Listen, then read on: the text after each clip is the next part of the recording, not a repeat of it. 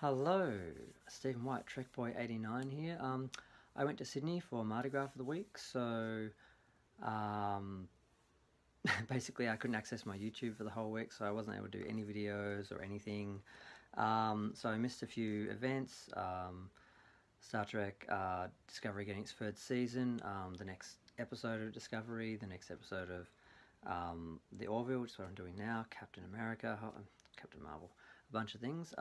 But I'm catching up now, and right now, Orville, Episode 9, Identity Part 2.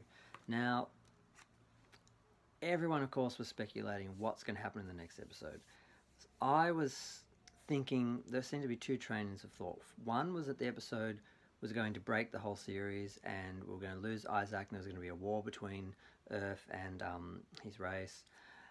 And other people just felt that no, he would come back, he would find his feelings for the crew and he would save them and he'd be the hero and the show would kind of go back to its format. And I didn't think that was going to happen. I thought the whole point of this was to shake it all up because maybe season 2 there has been some gossip about the ratings not being high enough, and whether that's just Discovery fans and haters trying to make it look bad, or if it actually was them trying to sort of do their own little sweeps week or something. But okay, we start off, the crew is still being held. Now, why are they being held? I'm thinking, why aren't they just killing them, just using the ship? I guess we'll see later that they needed them to communicate. Yet they didn't seem to understand humans enough to know that they wouldn't help destroy their race. They wouldn't help them invade their territories. So, of course, they use a code. They just work it out.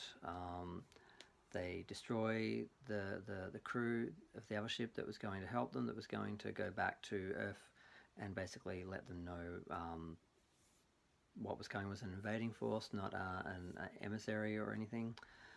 I'm just looking at my notes from when I actually watched the episode. There are a few things that I thought improved in the second episode.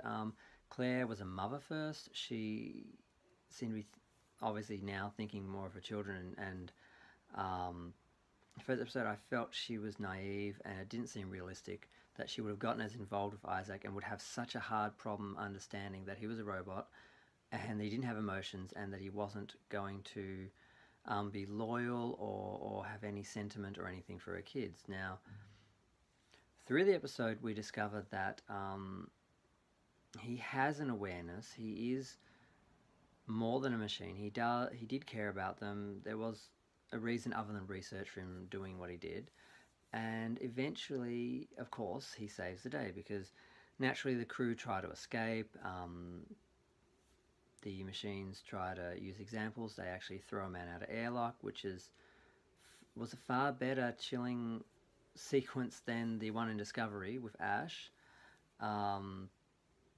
And seeing the man floating in space, blue and dead, that you knew he wasn't going to be saved. It wasn't... I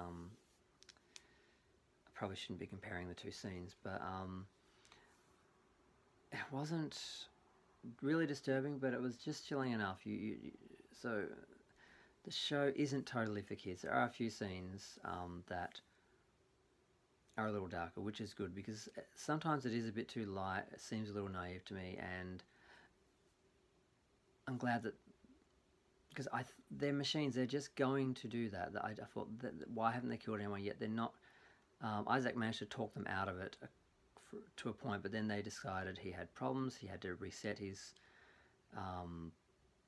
system. Basically, they saw there was something wrong with him, and eventually he does save the day. Eventually, he basically shuts all the robots on the ship down, and the crew is able to take the ship back over and go to Earth. Earlier, I forgot their names. The Helm and the first in command, the ex-wife, basically go out in a shuttle and they contact their mortal enemy. I'm forgetting names. The Krill, and they basically convince them that they have a mutual enemy, a threat.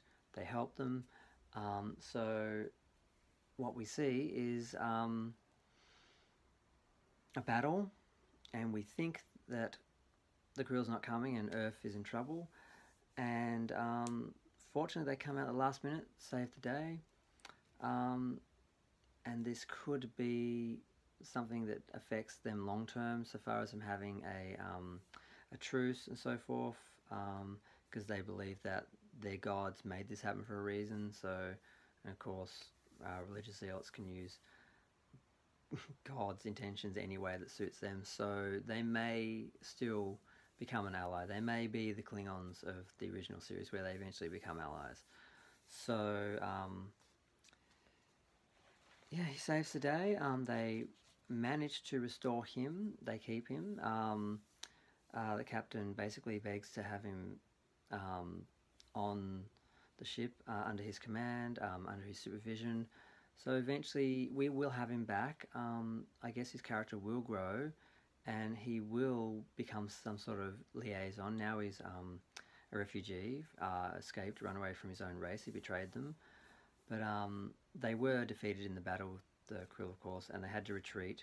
So whether they're going to come back, whether they're going to continue this, whether it is going to be a war, or whether this was just an awesome two-parter.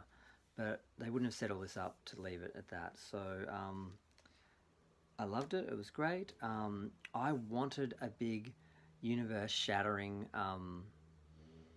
event that changed everything and changed the series, because I thought they need to take some risks, because they don't know how many seasons they're going to get, and they don't want to play it too safe. But I'm kind of glad Isaac's going to be back, and because we've already lost one crew member, but I thought that was going to be the trend, that they were going to give us the whole,